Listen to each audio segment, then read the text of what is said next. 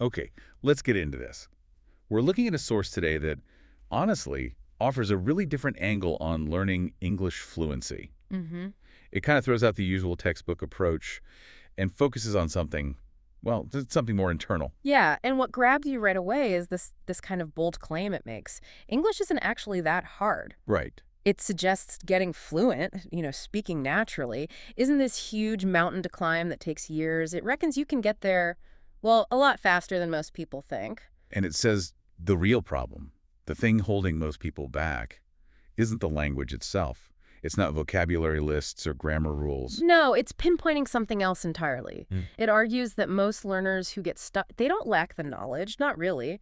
They're blocked by fear. Fear. Yeah. Okay, unpack that a bit. What kind of fear are we talking about? Well, the source breaks it down. It's things like the fear of making mistakes, saying the wrong word or tense. Oh yeah, definitely felt that. Or that awful feeling of embarrassment, maybe stumbling over pronunciation. And then there's the fear of being judged, like, what will people think if my English isn't perfect? That makes so much sense. You can understand everything you read or hear, but then when it's your turn to talk. Everything just freezes up. Yeah, and that feels like it goes way beyond just knowing the grammar, doesn't it? It really does. So that's our mission for this deep dive, isn't it? To really dig into the methods, the mindset shifts this source is proposing. Exactly. It's aimed squarely at you, the listener, if you want to learn effectively. Find those little aha moments and get some practical things you can actually do to get past these hurdles. And start weaving English into your daily life more naturally. The source kind of presents it as a journey, promising to show the steps, the secrets, I guess, to unlock that fluency. And it starts, maybe surprisingly, not with grammar lesson 1. No, it starts with something much more fundamental, a shift in how you think about it all. So jumping right into part 1, this foundational shift, the source basically throws down the gauntlet right away, saying the biggest reason people fail isn't lack of knowledge. Mm-hmm. Not about knowing enough words or sentence patterns. It's fear, pure and simple. Yeah, and it's worth really dwelling on those types of fear it mentions. Fear of errors, fear of sounding silly, fear of being judged. We touched on those. Right, but think how powerful they are. They create this, psychological wall that stops you even trying to speak, no matter how much English you actually understand. It really clicks when you look at the contrast the source makes. Yeah. How we learned our first language. Oh, totally. Think about it as babies. Did anyone give us grammar books, explain conjugations? Of course not. You just listened. You listened constantly. You copied sounds, words, phrases, and crucially, you made mistakes. Nonstop mistakes. And nobody cared. It was expected. Exactly. It was part of the process. You used the language every day, all day, because you needed to communicate. No formal study, no fear. The source basically says that's the natural way. Which leads to this huge distinction it makes, maybe the core idea. You don't need to study English in that academic way. You need to live English. Live English. What does that actually mean, according to the source? It means it's not just another subject you do for an hour. It has to become like part of the background hum of your life. Right. Not confined to a specific practice time. It means making sure you're hearing it, thinking in it, and, this is the big one, speaking it every single day. Creating your own little English world, basically, wherever you happen to be. Precisely. An immersion environment you build yourself. Okay, so if living English is the aim, how do you start? Where's the first step? And this is where it gets interesting, because the source says, step 1 is all about your head. Yeah, it's the mindset change, and it might sound a bit simplistic, but the source insists it's the absolute most important thing. Stop thinking English is difficult. Just stop believing it's hard. Pretty much. The logic is, if you truly believe it's this massive, difficult thing, your brain actually puts up resistance. It makes learning feel harder, slower. Like a self-fulfilling prophecy. Exactly. But if you can genuinely start believing, okay, English is actually quite manageable, I can do this, your brain becomes more receptive. It sort of opens up, learns faster. The analogy it uses is quite good. The baby learning to walk one. Oh, yeah, that's perfect. They fall down constantly, right? All the time. But they don't analyze why they fell or decide walking is too hard. They just, they get back up and try again. Maybe cry a bit first. Oh, yeah. But they keep going. Those falls aren't failures. They're just data, part of learning. The source says we need that same resilience with English. Mistakes aren't proof it's difficult. They're proof you're trying, proof you're learning. So how do you actively change that belief, especially if you thought English was hard for years? This is where affirmations come in. The source really pushes these. Simple, positive statements you repeat. Things like, English is easy, or I can speak English fluently. I am learning and getting better every day. Saying them out loud. Ideally, yes, or at least repeating them consistently in your head. It's about reprogramming that subconscious belief. The more you say it, the more your brain starts to accept it as true. And just as crucial is stopping the negative stuff, right? Oh, absolutely critical. The source is really strong on this. Never, ever say things like, my English is terrible, or I just can't speak English. Why is that so bad? Because you're literally programming yourself for failure. You're reinforcing the exact belief that's holding you back. So what's the alternative if you know your English isn't perfect yet? Reframe it. Instead of my English is bad, say, I am learning and improving every day. See the difference. Yeah, it shifts from a fixed negative state to like a positive process. Precisely. It's focusing on the journey, the progress. And the source claims this small change in how you talk to yourself makes a huge difference to your motivation and actual progress. Okay, mindset shift check. Starting to believe it's possible. Now, how do you actually start doing things differently? How do you start living it? This leads straight into step 2. Surround yourself with English. This is where the practical stuff really kicks in. And you don't need to move to London or New York, it said. Yep, absolutely not. You create your own English bubble right where you are. First tip is almost too simple. Change your phone language. Huh. Yeah, it sounds minor, but think about how many times a day you look at your phone. Constantly. Every menu, every notification, settings, app names, they're all in English. It's this constant, low-level exposure. Your brain just starts getting comfortable seeing and processing English words all the time, almost without you noticing. Okay, that makes sense. What else? Then comes a really big one, maybe the most powerful technique the source mentions. Start thinking in English. Whoa, okay. How does that work? Most people think in their native language, right? Exactly, and that's the problem it identifies. You think the thought in, say, Spanish or Japanese, then you mentally translate it into English, then you try to speak it. Which feels really slow and awkward. That hesitation. That's the translation lag. It's unnatural. So the solution is, well, direct. Train your brain to skip the translation. Think directly in English. But how? Especially if you're a beginner. You can't just suddenly think complex thoughts in English. No, you start super simple, mundane stuff. The source gives examples like, when you wake up, instead of your usual thought, consciously think the English. I will brush my teeth now. Okay. Making coffee. Think, I am making coffee. Going outside. Think, the weather is nice today. Simple, everyday actions and observations. Probably feels really weird at first. Oh, the source says it absolutely will. It might feel slow, even a bit silly. But stick with it. Consistency is key. Your brain gets used to it, gets better at forming thoughts directly in English, and eventually those simple English thoughts just appear automatically. Okay, thinking in English. Got it. What's next for surrounding yourself? Talking to yourself. Out loud. Uh-huh. This is the one where people might think you've lost it. Maybe. But the source argues it's one of the best ways to improve your actual speaking fluency. Why is that? Zero pressure. No one's listening. No one's judging. You can practice forming sentences, making the sounds, linking words together in a totally safe space. It's practice without the fear. What would you even say? Keep it simple. The source gives an example like looking in the mirror and saying, hello, how are you today? I am good. I have a lot of work to do, but I'm feeling great.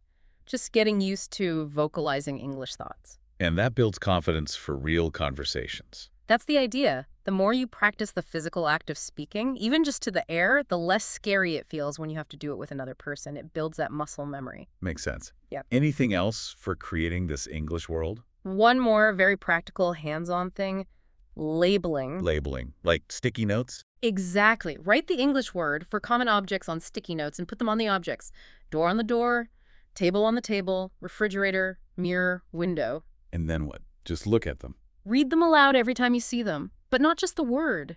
The source suggests making a tiny sentence. See the note on the book. Say, this is a book. The book is on the table. See the cup.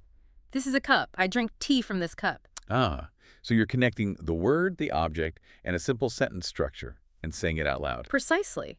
It's multisensory. Visual, auditory, contextual. It helps train your brain to automatically link the object to the English word, skipping that native language step again. It makes that everyday vocabulary much more automatic. Right, so we've got the mindset shift. We're building the environment. Now let's talk about the elephant in the room, for many learners, Hmm. grammar. And actually Well- speaking, this is step 3, right? Yeah. But it seems tied into everything else. It absolutely is. The source doesn't treat grammar as a separate subject to master before speaking. In fact, it calls focusing too much on perfect grammar early on a big mistake. Why a mistake? Isn't grammar important? Of course it's important for clear communication eventually, but the source argues that obsessing over it before you're comfortable speaking just feeds that fear we talked about. The fear of making mistakes. Exactly. You get so worried about the perfect tense or the right preposition that you just clam up. You don't speak at all. You trap the English you do know inside. So what's the approach then? Just ignore grammar.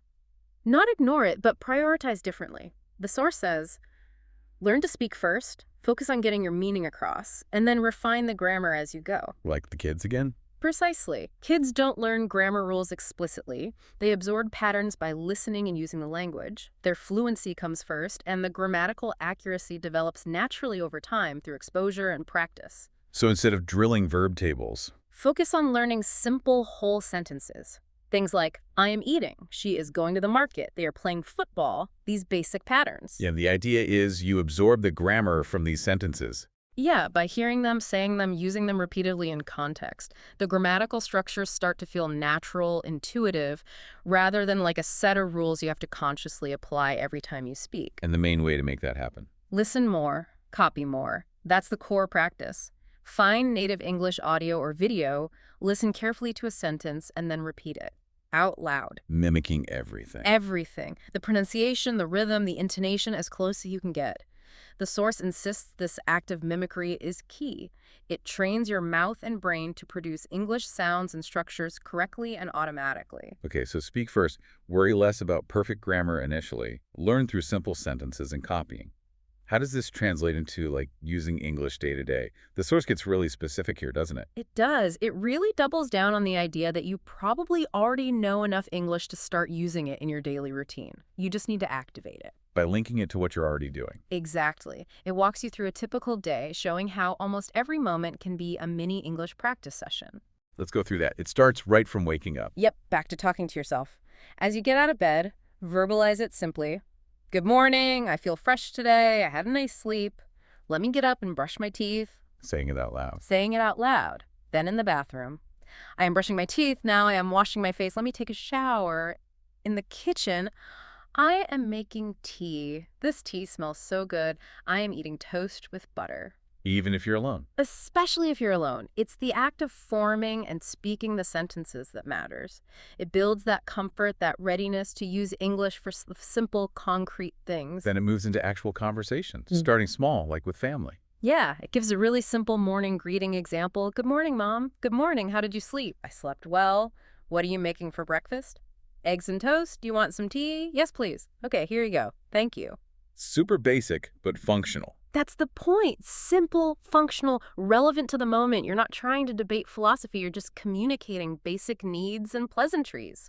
It's manageable. What about going out? Like shopping? Same principle. Planning. Think or say, I need to buy some vegetables. Let me check my list. I will take a bus to the market. You're narrating your plans in English. And then it gives that whole market interaction example. Yes. Which is great because it's so practical. Asking for tomatoes, the price, deciding how much, asking for onions, getting the total, paying. Let's hear that again, roughly. It goes something like, excuse me, do you have fresh tomatoes? Yes, here. How much per kilo? $2. Okay, I'll take 2 kilos. Anything else? Yes, onions too. Here you go. That's $5 total. Here's the money.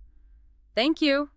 Thank you. Have a nice day. See, that's communication. It might not be fancy, but you bought your groceries in English. Exactly. And the source argues that practicing these kinds of common, predictable scenarios builds immense confidence. It shows you that you can function in English right now. It has examples for meeting friends, too, right? Yep. Simple stuff. Hey, how are you? Good, you. Great. What are you doing? Nothing much? Want to go for a walk? Sure, sounds good. Again, basic, but effective. And ordering coffee. Classic situation. Classic. What do you want? Coffee. You. Lemonade. Okay, waiter. Yes, what would you like? 1 coffee, 1 lemonade, please?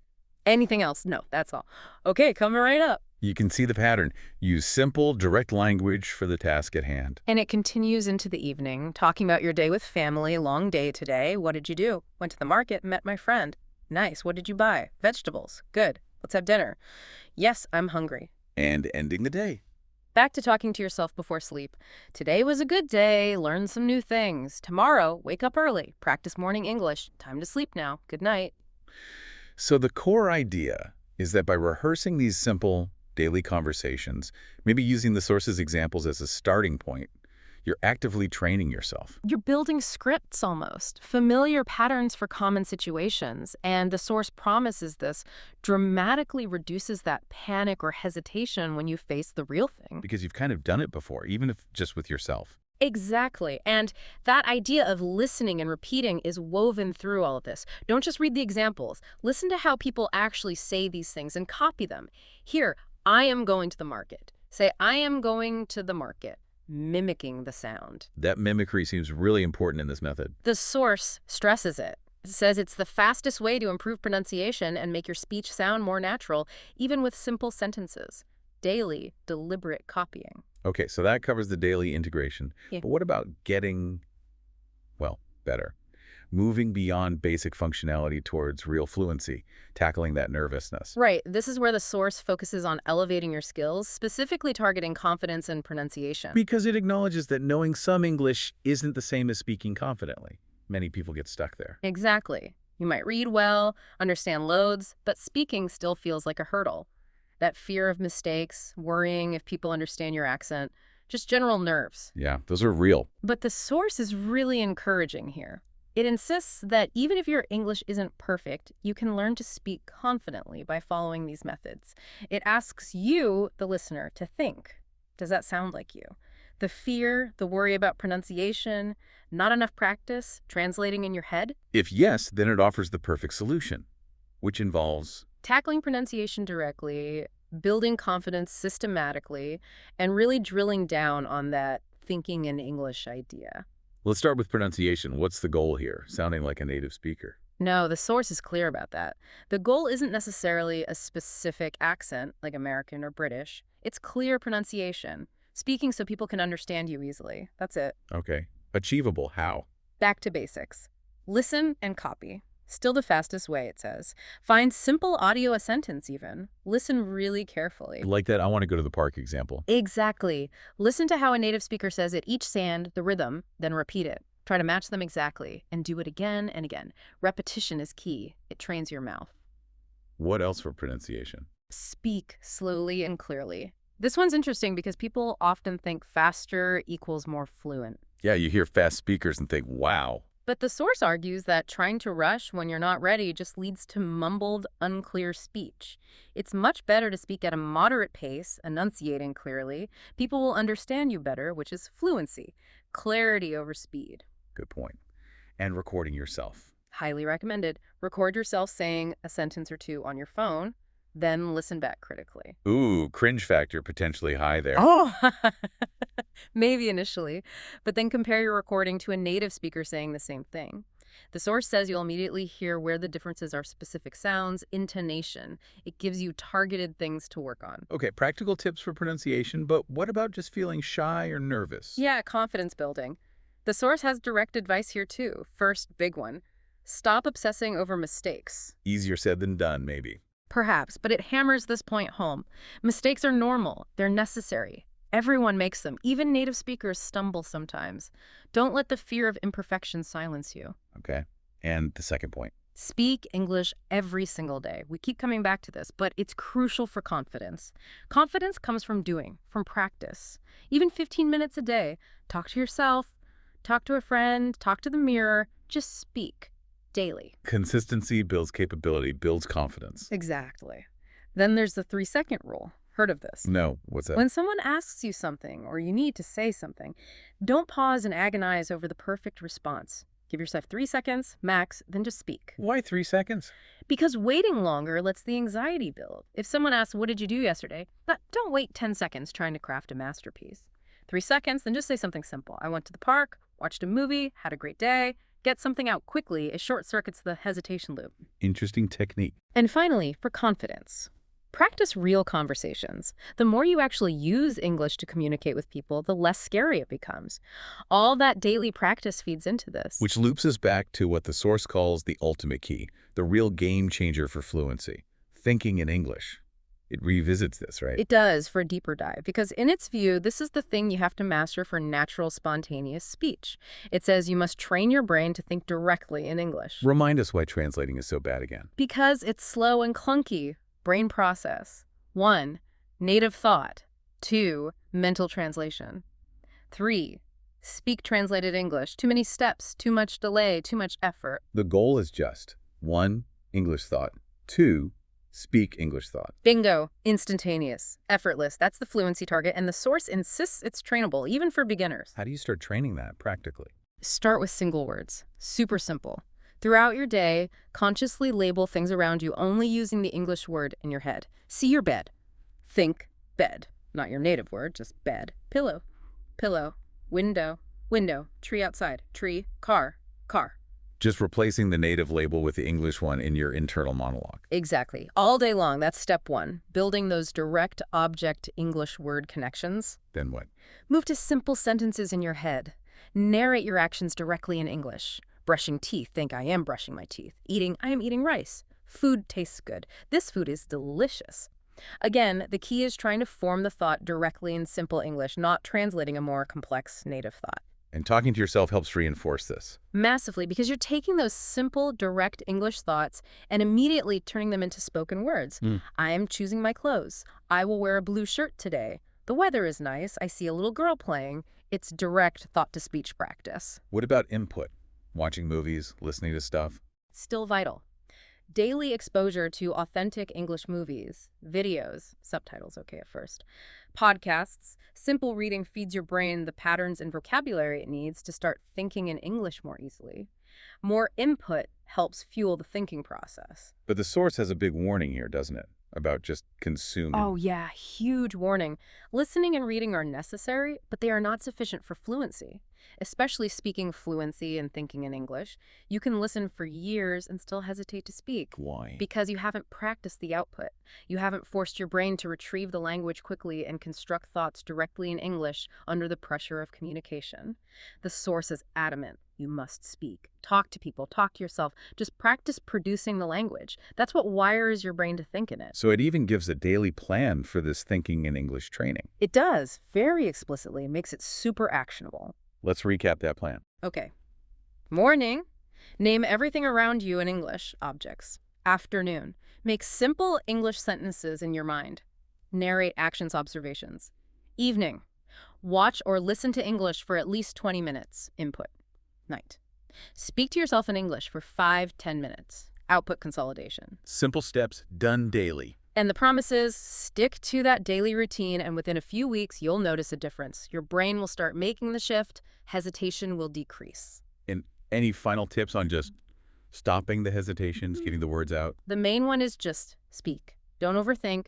Don't aim for perfection. And if you forget a word... Find another way. Exactly. Use simpler words you do know. Don't freeze. Keep communicating. Remember the keys example. Can't remember lost. Say, I don't have my keys. I don't know where they are. Same meaning, simpler words, keeps the conversation flowing. And crucially... Don't worry about what other people think. Okay, so those are ways to say you just don't know.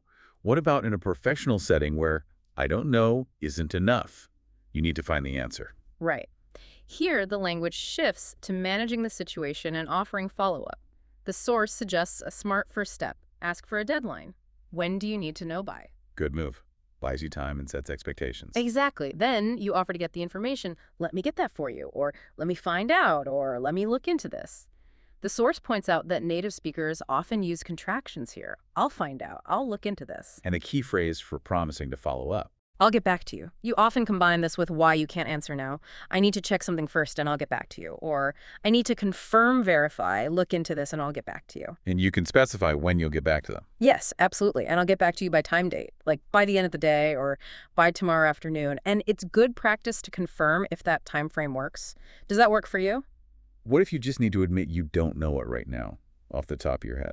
I'm not sure offhand. The source explains offhand means without checking, just from memory right now. Is there an alternative to offhand? Yes. I'm not sure off the top of my head. Same, meaning the information isn't immediately accessible in my brain. And specifying follow-up time using in. Yeah. And I'll email you the information in time, like in about 30 minutes or in an hour. Or if it's urgent, the source mentions using ASAP, and I'll get back to you, ASAP. Pronounced ASAP or ASAP.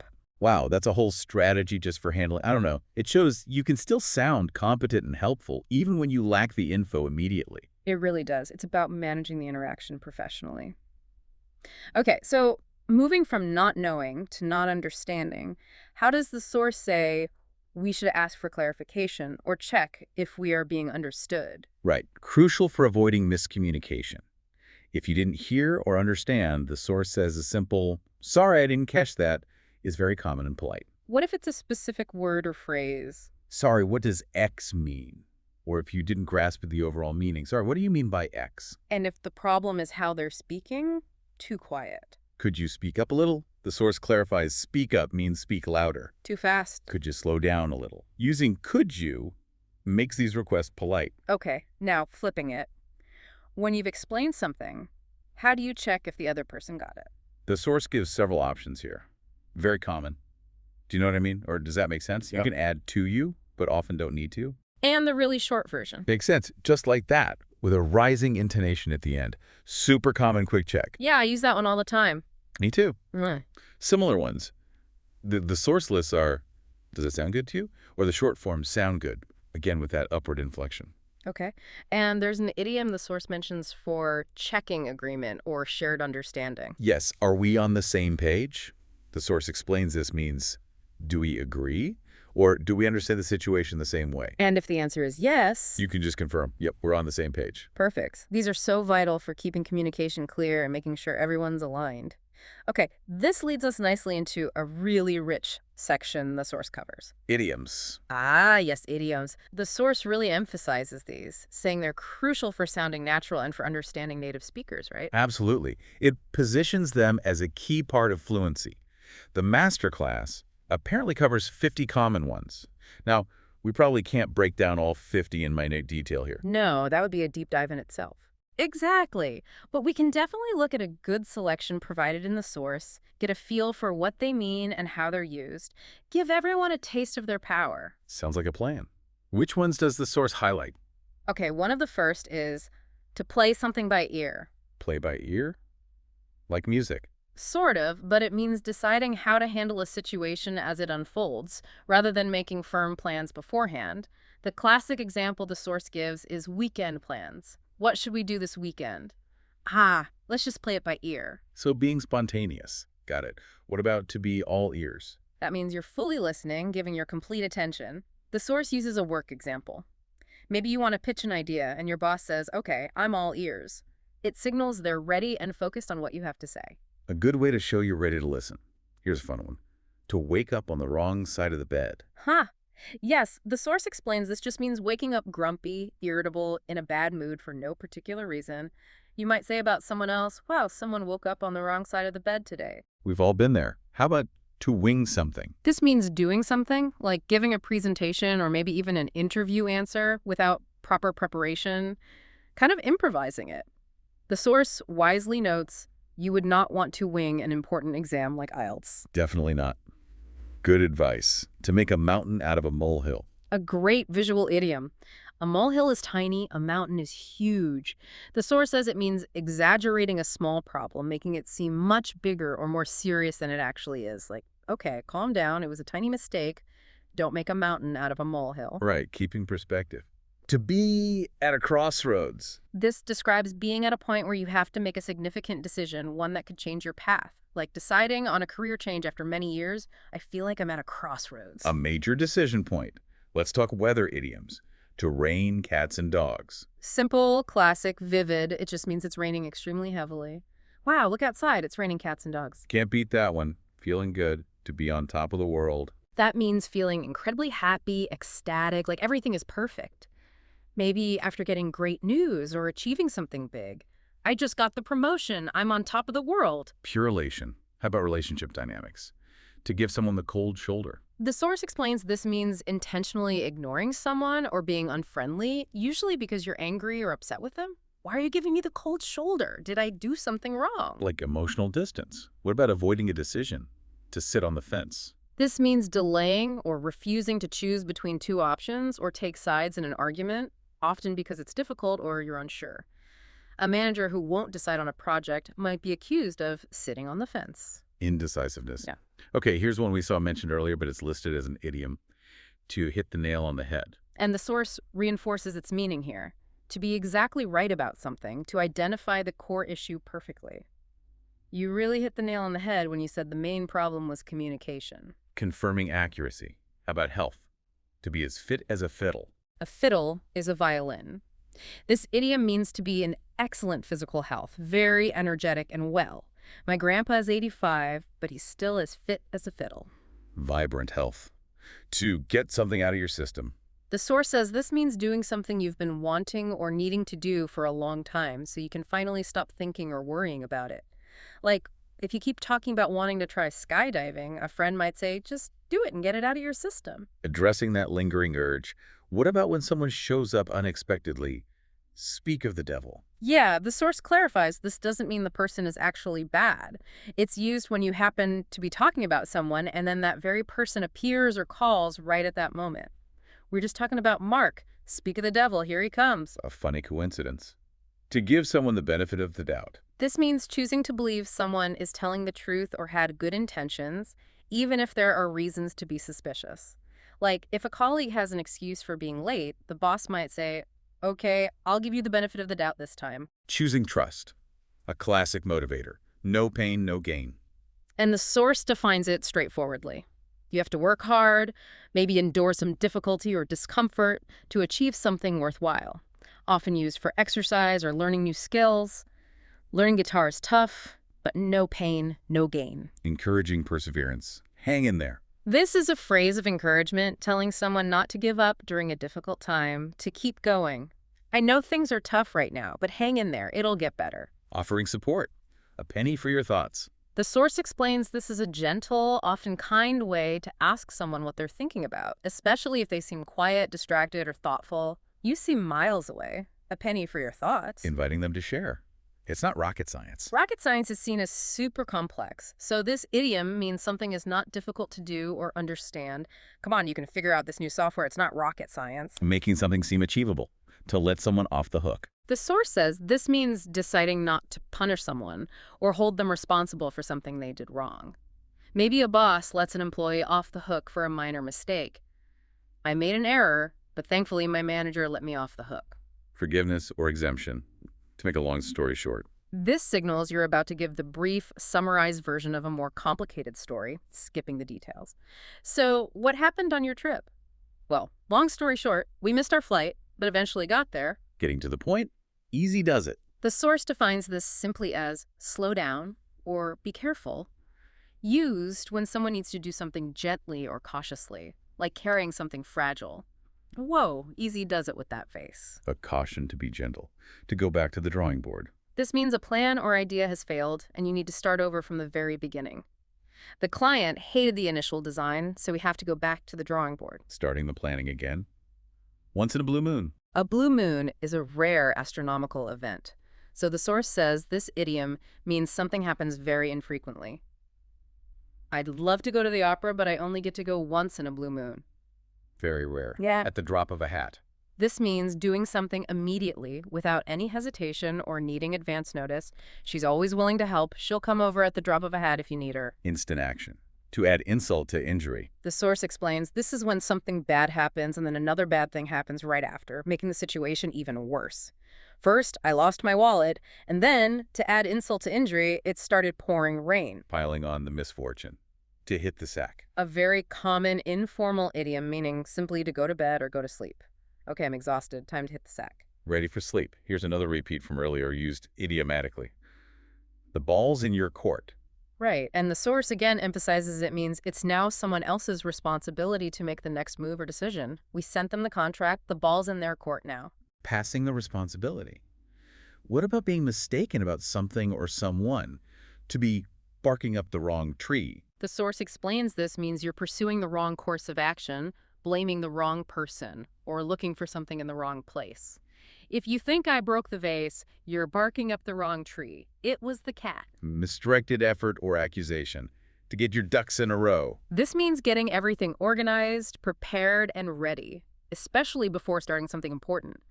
Before the presentation, make sure you have all your ducks in a row, slides, notes, everything. Being well prepared to get the best of both worlds. This idiom describes having the advantages of two different things at the same time, often things that are usually mutually exclusive, like living in a quiet countryside area but having an easy commute to the city. She really gets the best of both worlds. Enjoying dual benefits, the lion's share. The source defines this as the largest portion or majority of something, often used when talking about work or rewards. He always takes the lion's share of the credit. The biggest piece, to be on the ball. This means being alert, quick to understand, competent, and efficient. Wow, you finished that report already. You're really on the ball today. Performing effectively. To pull someone's leg. The source explains this means teasing someone or joking with them by telling them something untrue, usually playfully. Wait, did you really win the lottery? Nah, I'm just pulling your leg. Just kidding around. To pull yourself together. This idiom means regaining control of your emotions, calming down, especially after being upset or panicked. Okay, take a deep breath. You need to pull yourself together before the meeting. Getting composed. So far, so good. The source says this is used to indicate that things are progressing well up to the current point, but acknowledging that could change. How's the project going? So far, so good. No major issues yet. A positive status update. To be the last straw. This refers to the final event in a series of annoyances that makes you finally lose your patience or tolerance. He was late again, forgot the documents, and then spilled coffee on me. That was the last straw. Reaching the breaking point. Time flies when you're having fun. A very common saying. It means that time seems to pass quickly when you're enjoying yourself. Wow, is it midnight already? We've been talking for hours. Time flies when you're having fun. Enjoyment makes time speed up. To be bent out of shape. The source says this means getting unnecessarily upset, angry, or worried about something, often something quite small. Don't get so bent out of shape about the typo. It's easy to fix. Overreacting. To make matters worse. Similar to add insult to injury, this phrase introduces something that makes an already bad situation even more difficult. The car broke down, and to make matters worse, my phone battery died. Exacerbating a problem. Don't judge a book by its cover. A widely known piece of advice. It means you shouldn't form an opinion based only on outward appearance. He looks quiet, but he's actually brilliant. Don't judge a book by its cover. Look deeper. To fall between two stools. An interesting one. The source explains it means failing to achieve either of two aims because you're trying to satisfy both inadequately, like a restaurant trying to be both cheap and gourmet, ending up being neither. Their strategy tried to please everyone and fell between two stools. Failing by trying to compromise too much. To cost an arm and a leg. This simply means something is extremely expensive.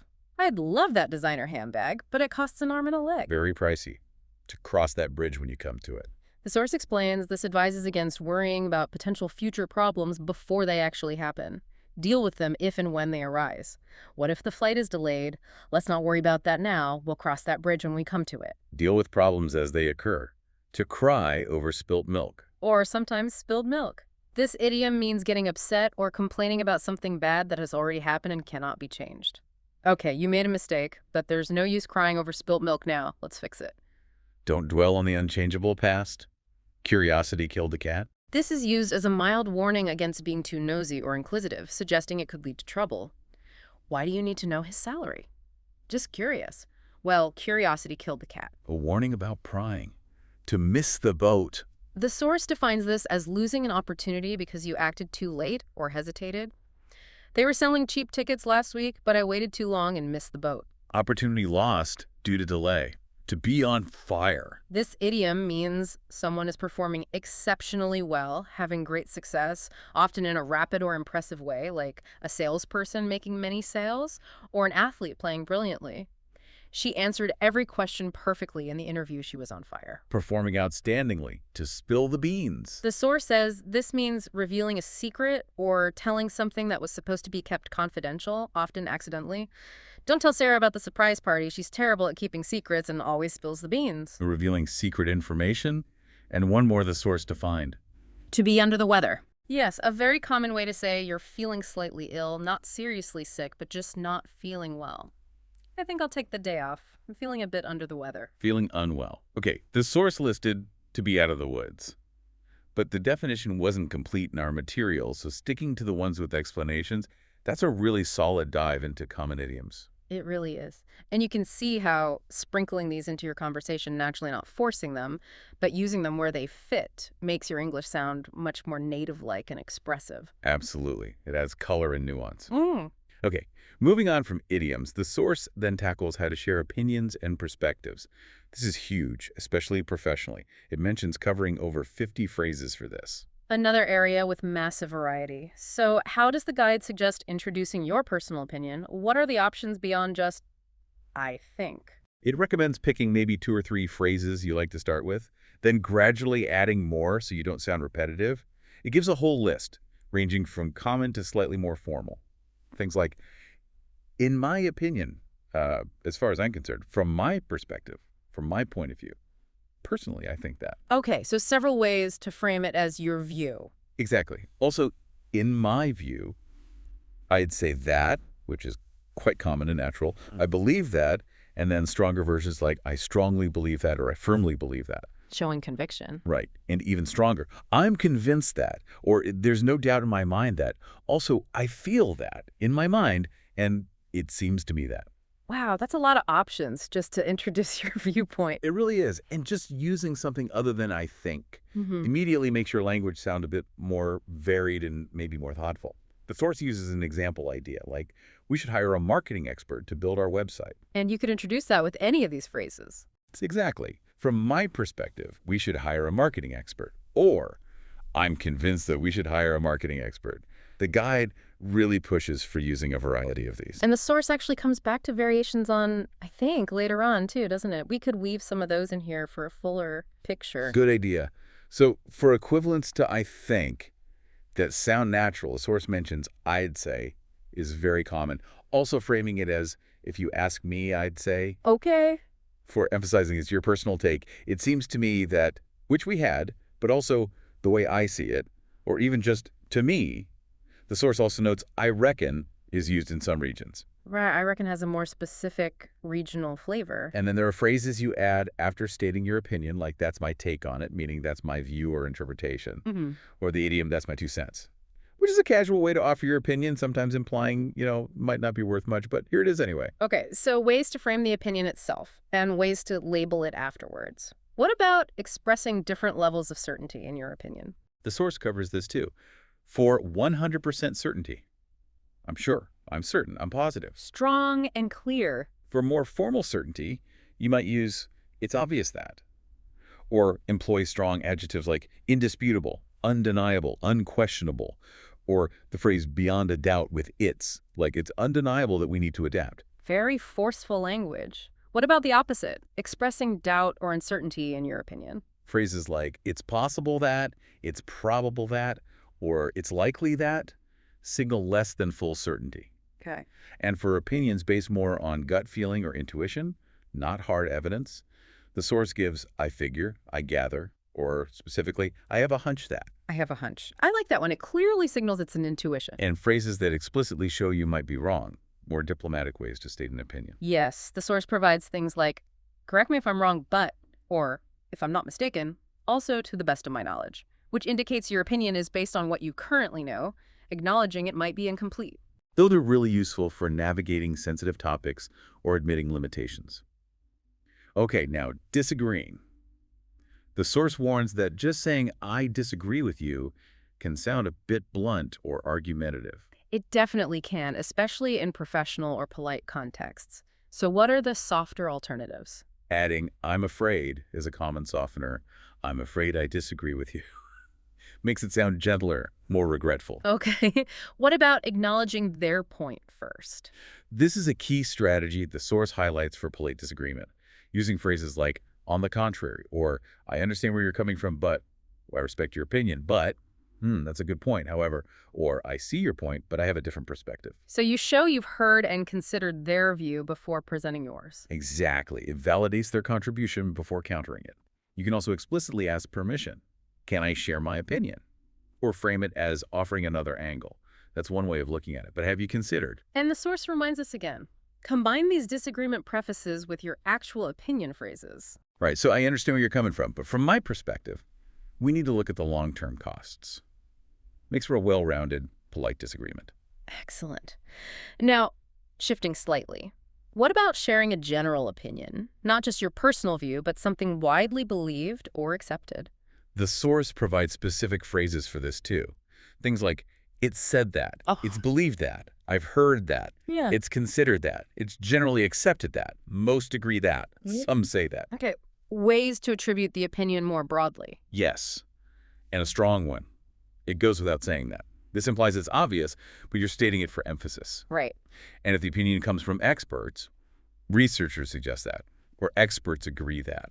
And can you combine these general opinion starters with your own view? Absolutely. The source shows this, like, it's generally accepted that practice is key, and personally, I couldn't agree more. Or, some say X is true, however, from my point of view, Y is the case. It lets you position your personal take relative to the common view. Very useful for structuring arguments or participating in discussions. Lastly, how does the source suggest we ask for someone else's opinion? Lots of ways here, too. The direct ones.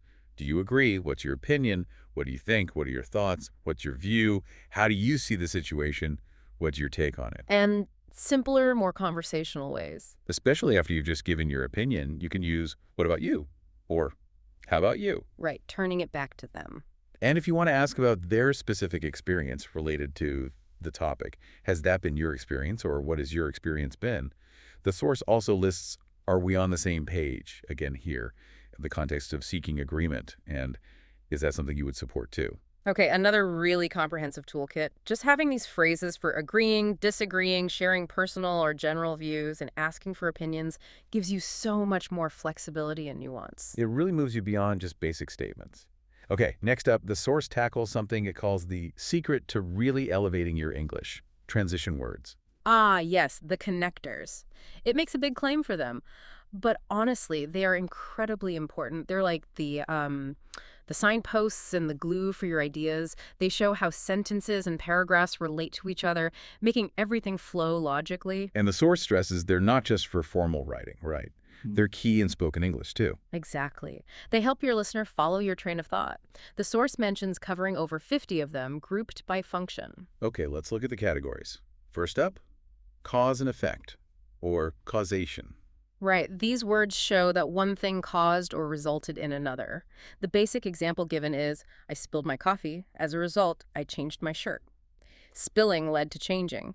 The source lists words from more formal to less formal. Consequently, hence, accordingly, thus, for that reason, as a result, therefore, and so, since, because, due to. And the formality really matters here, doesn't it? You wouldn't usually say, hence I changed my shirt after spilling coffee. Probably not. But in a business context, the source gives the example.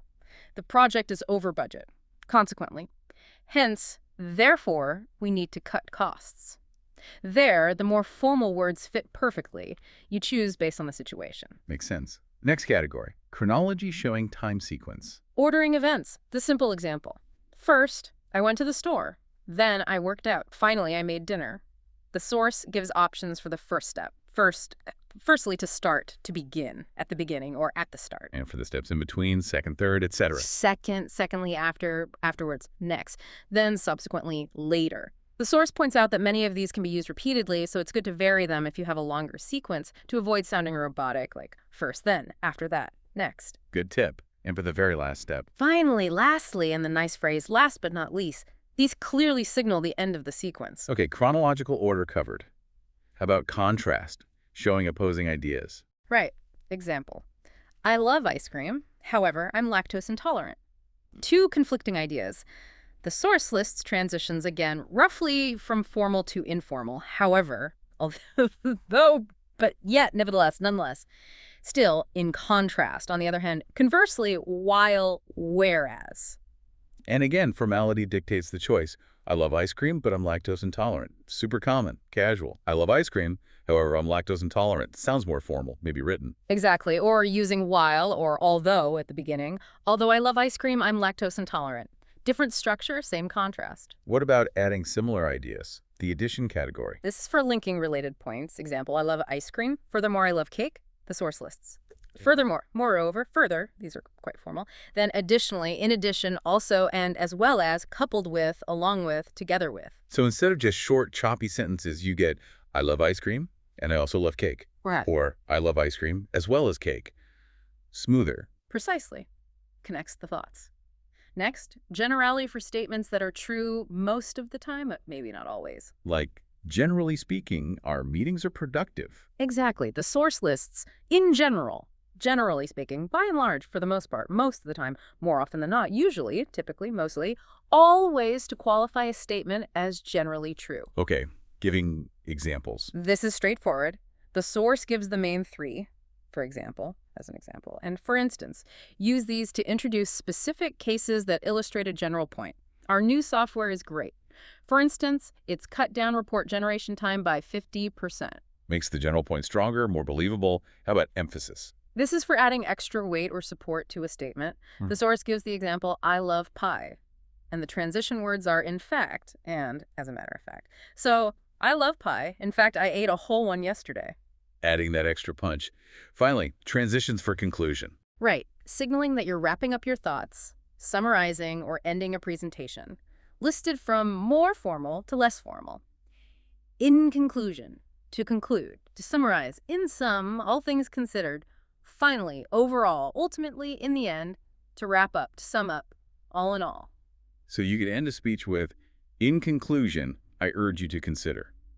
Or finish a casual summary with, so, all in all, it was a pretty good trip. Exactly. Sets the expectation that you're finishing. That covers the main types. But the source had a bonus tip about using these to expand simple ideas, right? Yes, and this is a really practical technique it highlights. It shows how you can take one simple sentence and build it out into more complex, flowing explanation using different transition words. The starting example is, in general, our meetings are very productive. Okay, simple statement. How does it expand? First, it adds a contrasting idea. However, they usually run over time. Introducing a downside. Then it gives a specific example of that downside. For example, today's meeting was scheduled for an hour, but it went for an hour and 20 minutes. Making it concrete. Then it shows a consequence, a cause and effect. As a result, I was late for my next appointment.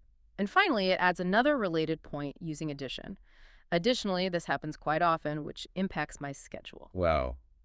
So you went from meetings are productive to a whole paragraph explaining a nuanced situation just by using however, for example, as a result, and additionally. Exactly. It demonstrates how transitions allow you to layer ideas and build a much richer, more coherent explanation from a simple starting point. The source really encourages listeners to practice doing this. That's incredibly powerful. It's not just about sounding fancy, it's about communicating more effectively and completely. It really does make your English sound more organized and sophisticated. Okay, so we've covered general tools. Now the source zooms in on a very specific context. Essential phrases for tourists visiting North America. Super practical if you're planning a trip, or even if you interact with tourists where you live. Definitely. It starts by quickly recapping the basics we already covered. Standard greetings like hello, hi there, time-specific ones, and crucially, using, to get attention. And reminding us that, is mainly for when you didn't hear or understand. Yes, reinforcing that key distinction for travelers. How about stating why you're somewhere, like at a restaurant reception? We have a reservation under name. Or if you're asking for information, the source stresses politeness again with, could you please tell me? Politeness first. And the inevitable situation, you don't understand something, what phrases does the source recommend here? It repeats the key ones. Pardon me. Excuse me, with that questioning tone. Sorry, I didn't catch that. But it adds a really important piece of advice for tourists. Which is? Be upfront about it. Say, sorry, English isn't my first language. Oh, that's excellent advice. It immediately contextualizes any difficulties, and people are usually much more understanding and helpful. Exactly. And the source says, don't be afraid to ask for what you need. Can you repeat that slower, please? Or ask about specific words. I'm not sure what X means. Or can you explain it a different way? And if all else fails, a simple, sorry, I don't understand, still works. Practical lifelines for navigating communication hurdles. Okay, let's talk shopping. Lots of interactions there. Right. Starting the interaction is usually just a simple greeting. When it comes to paying, the source notes card payment is pretty much the default now. Cash is less common, maybe for small vendors. They'll often just point to the card machine. How do you ask the price of something? Keep it simple. How much is this for one item, or how much are these for multiple? Bags are a common point of interaction at checkout. Yes, they might ask, do you need a bag? Or even just bag, with a rising tone. The source explains that paper bags are common now, often have a small cost, and plastic bags might be banned, so having your own reusable bag is smart. If you need one, can you give me a bag, please? Or I need to buy a bag. Putting please at the end often sounds more natural, the source notes. Little nuances like that help. What about receipts? They'll ask, need a receipt? Or want a receipt? Or just receipt? Your options are, no, that's okay, no thanks, or yes, please. And those extra questions they sometimes ask before you pay. Donations, loyalty cards. The source has a great tip here. If you've scanned your items but they ask something you don't understand before you pay, it's probably optional, like a charity donation or signing up for a store card. If you're unsure, a polite no thanks is always a safe answer. Smart. What about in clothing stores when staff approach you? If you're just looking, the source suggests, I'm just looking or I'm just browsing. If you do need help, I'm looking for item, like a blue scarf. Or ask where things are. Where can I find men's shoes? Yeah. Or ask if they stock something. Do you carry item? Like, do you carry umbrellas? And trying clothes on, where can I try this on? Or ask for the specific rooms, where are the fitting rooms? Or where are the changing rooms? And if you might need to return something later. Ask up front. What's your return policy? Okay, shopping covered. Now, restaurant dining. Another key tourist interaction. Arrival. Greeting, then state your party size. Table for 2, please. Or, if you booked, we have a reservation under name to make one. Can we make a reservation? They'll need to know when, how many people, and what time. Can you request specific seating? Yes. Do you have any tables outside or onto the patio? Can we sit by the window, please? Are there any booths available? Dietary needs very important to communicate clearly. Definitely. State allergies directly. I'm allergic to peanuts. For modifications, the source gives examples like, can you make that vegetarian? Or .vegan? Or .gluten-free? How about ordering the food itself? The most common and natural way is I'll have, followed by the dish name, like I'll have the salmon, or slightly more formal, I'd like the salmon. And modifying orders, is that okay? The source emphasizes that yes, modifying orders is very common and perfectly acceptable in North America. You can add things, can you add extra cheese, you can remove things, but no onions please, or hold the onions, or without onions. Hold the onions. That's a classic restaurant phrase. It is. You can also ask for specific preparations. Could you make it extra spicy? Or ask for things separately? Can you put the sauce on the side? Don't be shy about asking for reasonable modifications. Good to know. What about drinks, especially water? Ask politely. Can you bring us some water, please? They might ask sparkling or still bottled. If you just want regular tap water, the source says to reply, tap water is fine. It notes tap water is usually free and perfectly safe to drink everywhere, sometimes called house water. Very useful local knowledge. Finding the facilities. Ask where are the bathrooms or where are the restrooms. The source specifically advises against using the word toilets in this question. Ah, good cultural note. What about leftovers if you can't finish your meal? Very common to take leftovers home. Ask, can I have a to-go box, please? Or can you wrap this up or could you pack this up? All mean the same thing. And getting the bill at the end? When you're finished, maybe decline dessert or coffee. Then say, just the check, please, or just the bill, please. Check and bill are interchangeable. Or ask directly anytime, can you bring me the check bill, please? You might also need to ask, where do I pay, if it's not clear. And the tipping situation. The source explains tips, or gratuity, are rarely included automatically, but are generally expected, usually 10–20% of the bill. You typically add this yourself, often selecting an option on the card machine when you pay. Okay. One more modern necessity, Wi-Fi. Yes. Ask, do you have Wi-Fi? Or is there Wi-Fi here? To get the password. What's the Wi-Fi password? If it's long or complicated, the source suggests asking them to write it down, repeat slowly, or even just handing them your phone to type it in directly. Practical tips. Okay. Yeah. Shifting from places to movement, getting around. The source notes that with smartphones and GPS, asking strangers for directions is less common now, but it still provides the key phrases. Always good to have just in case. Right. Always start politely with, excuse me, then, excuse me, do you know how to get to place X? Excuse me, which way is place Y for transit? Excuse me, does this bus train go to destination Z? Excuse me, which bus train will take me to destination Z? Straightforward. And that other common request tourists often make of strangers.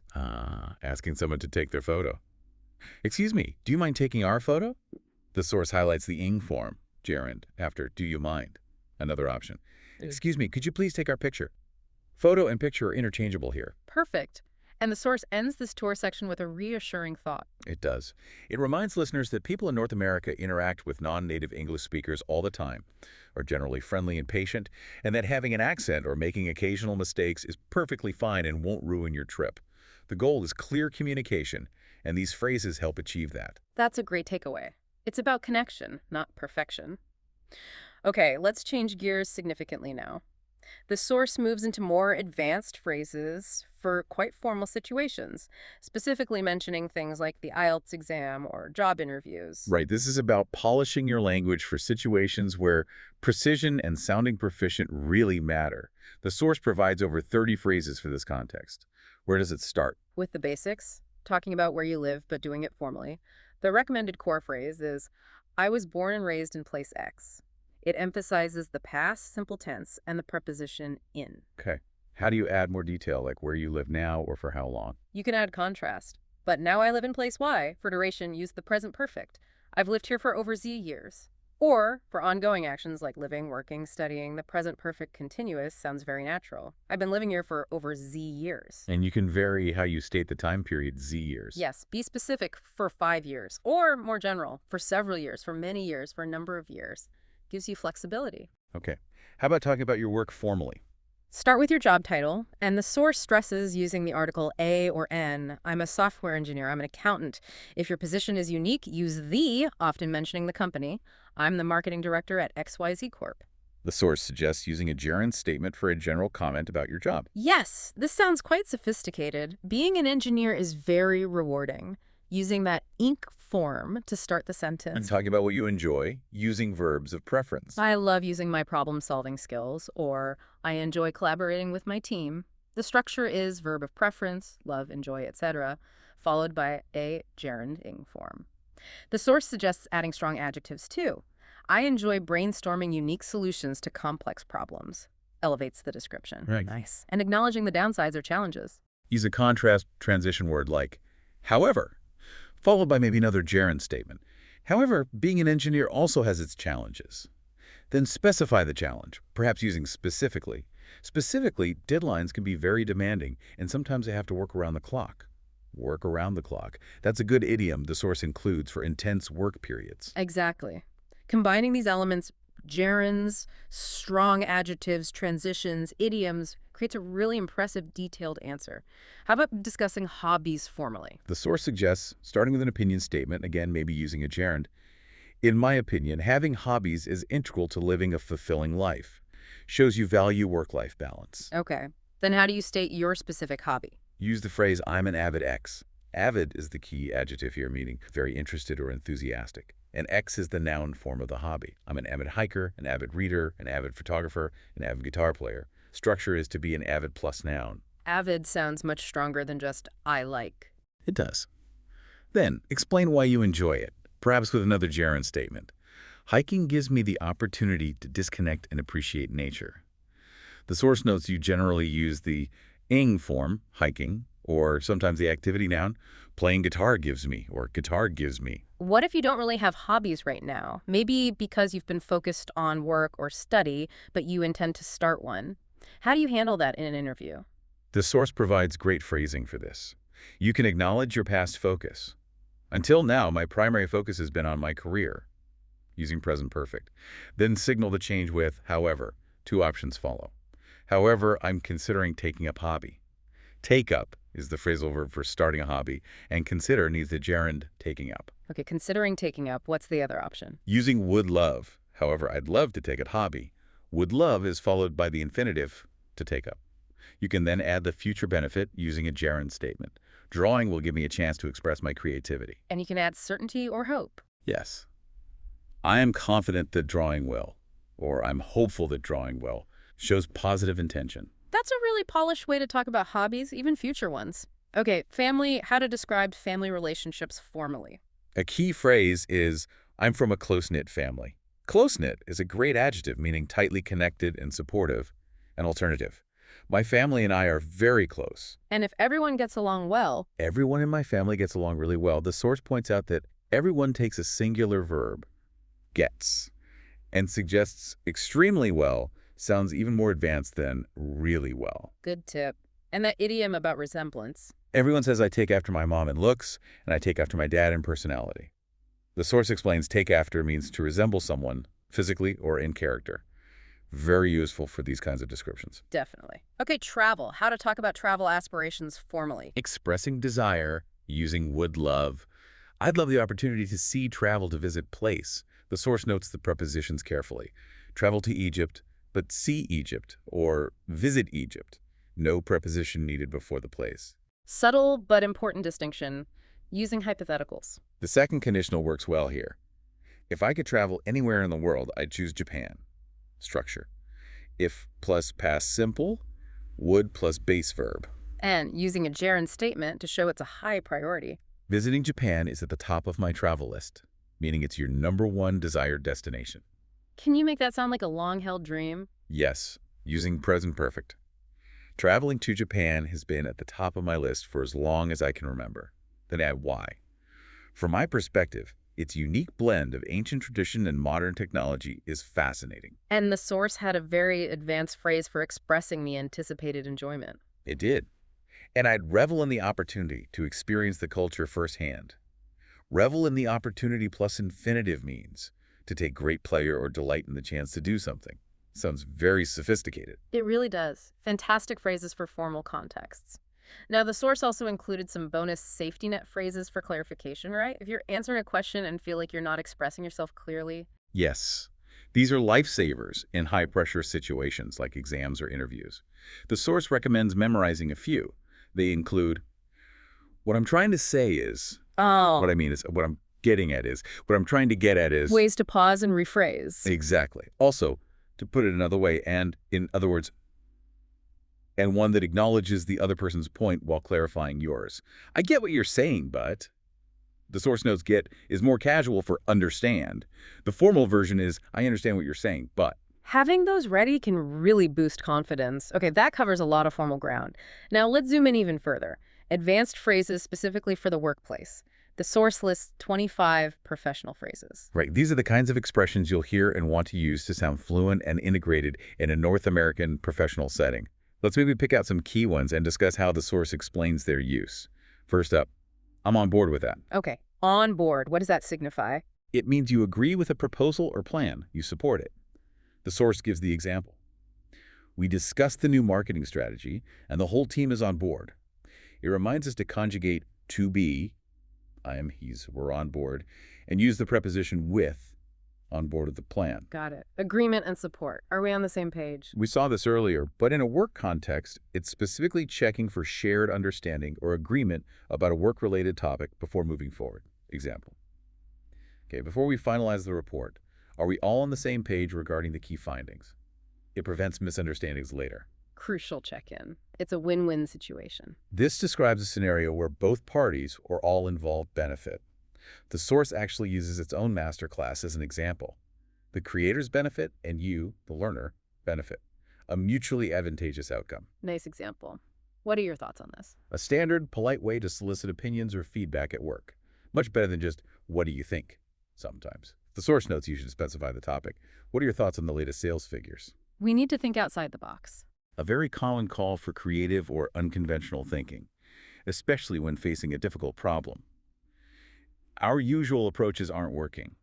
We really need to think outside the box for this campaign. Encouraging innovation. Let's circle back to that later.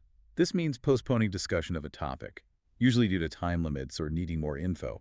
That's a valid point, but let's circle back to it after we've covered the main agenda items. The source notes it's often used as an imperative. Let's. A common way to manage meeting agendas. We need to prioritize our tasks. Simply means organizing work based on importance and urgency. Okay, team, we have a lot on our plates this week. Let's prioritize our tasks first thing Monday morning. Please keep me in the loop.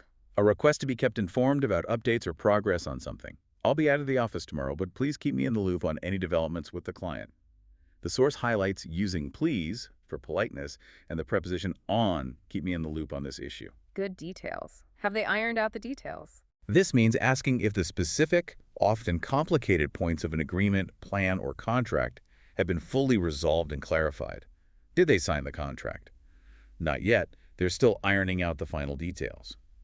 The source notes the pronunciation ironed out. Resolving the fine print, I'm all ears. Another idiom reappearing in the workplace. It signals you're ready and willing to listen attentively, maybe to a proposal or someone's concerns. You have an idea? Okay, I'm all ears. Let's take a step back. This suggests pausing the current discussion or activity to reconsider the situation from a broader perspective. We're getting bogged down in minor issues. Let's take a step back and look at the big picture, again, often used imperatively. Gain perspective. I beg to differ. The source describes this as a formal and polite way to state disagreement in a professional setting. It's softer than, I disagree. With all due respect, I beg to differ on that point. Polite disagreement. I'll cut to the chase. Used again here professionally. It means getting directly to the main point, skipping introductory remarks, often to save time or because the information is critical. Okay, everyone, I know you're busy, so I'll cut to the chase. We met the sales target. The source notes the I will structure. Getting straight to it. Run it by the team first.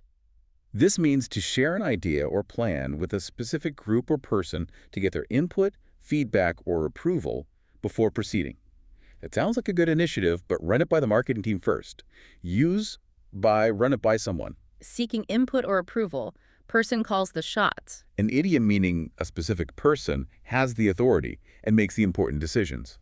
Don't ask me, ask Sarah. She calls the shots on this project. The source notes shots is always plural. Identifying the decision maker. The ball's in person's court. Used professionally, this means it's now someone else's responsibility to act or decide. We've submitted our proposal. Now the ball's in the client's court. Shifting responsibility. We need to nip this in the bud. Another idiom applied to work. It means stopping a small problem early before it becomes a bigger issue. I've noticed a few people bending the rules on expenses. We need to nip that in the bud right away. Notes the verb nip. Early intervention. It's not my cup of tea. Used even professionally to express personal dislike or lack of interest in something, usually politely. He asked me to manage the social media account, but honestly, it's not really my cup of tea.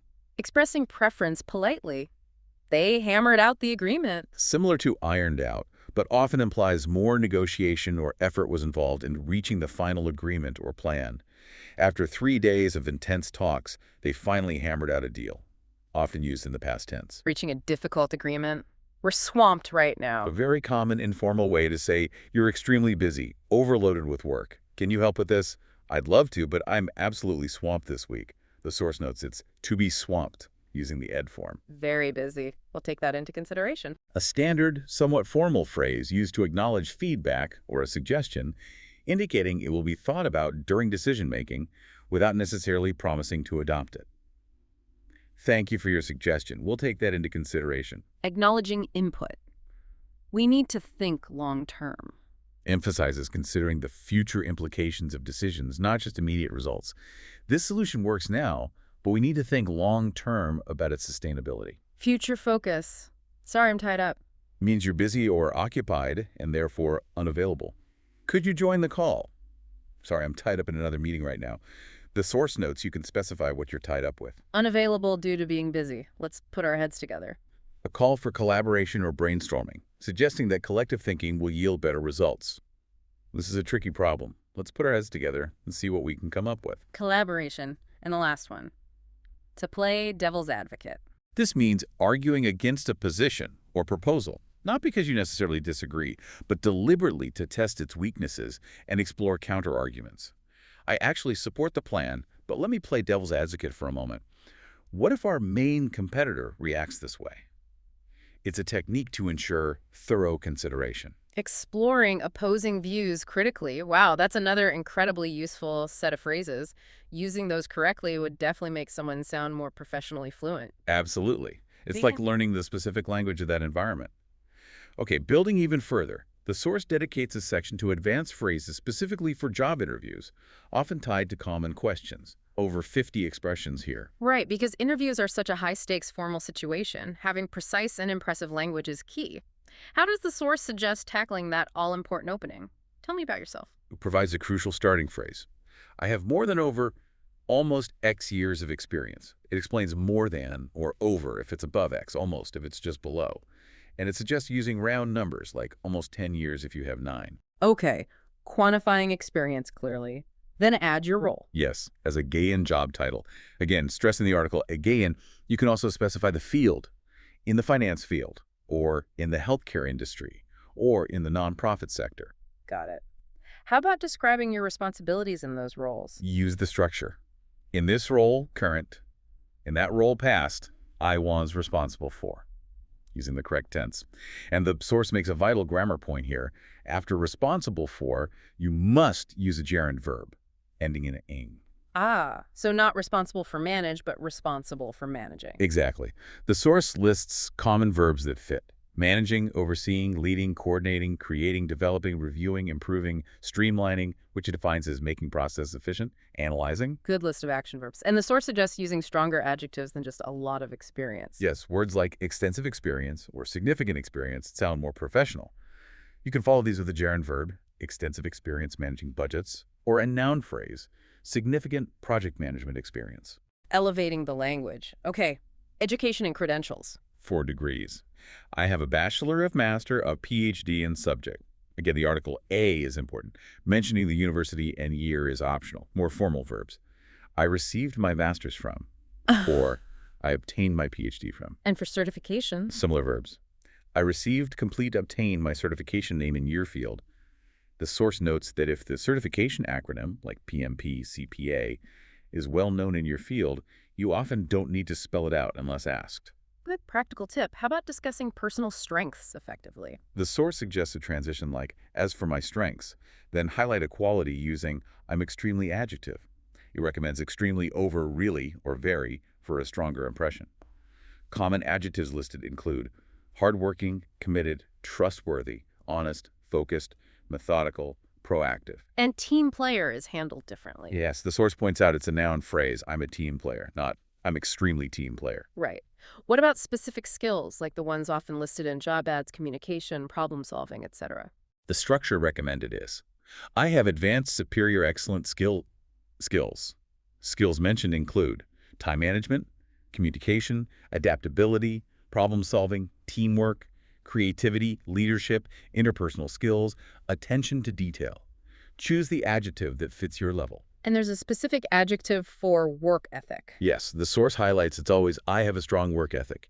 Use strong specifically here. And you can combine these strength statements. Definitely. I have superior communication skills, and I'm also extremely proactive and have a strong work ethic. Layering them shows multiple strengths. Okay. For the question, why are you interested in this position? What kind of phrasing works well? The source focuses on growth and gaining experience. Phrases like, I'm looking for an opportunity to further my skills in X, or to develop my skills in X, or I'm looking for an opportunity to gain experience in the Y field industry sector. Connects your goals to the role. Right, showing ambition and relevance. Finally, how does the source suggest concluding an answer or the interview itself to leave a really positive, lasting impression? It stresses ending strongly, not just trailing off or saying a simple thank you. It provides a powerful template. I believe I'm confident that my extensive X skills, mention a key skill relevant to the job, would make me a valuable asset to your company team organization. Connecting your skills directly to their needs. Exactly. And then add a forward-looking statement, and I look forward to the opportunity to contribute to your goals. The source advises tailoring this, mentioning specific skills from the job description, and referencing the company's actual goals if you know them. That's a very strong, confident closing. And the source included a practice tip related to this. Yes, it suggested practicing answering, tell me about yourself, using all these different phrases. The guide itself prompted users to do it in its comment section, but the takeaway for you, the listener, is to actively practice constructing these kinds of answers yourself. Practice is definitely the key to making these advanced phrases feel natural when you need them. Absolutely. We have covered an enormous amount of ground today, dissecting this vocabulary masterclass, from the nuances of simple greetings all the way through idioms, opinions, transitions, tourist essentials, and these very specific advanced phrases for work and interviews. It's a truly comprehensive toolkit. The sheer number of phrases and strategies for expressing even simple ideas differently is quite staggering when you lay it all out.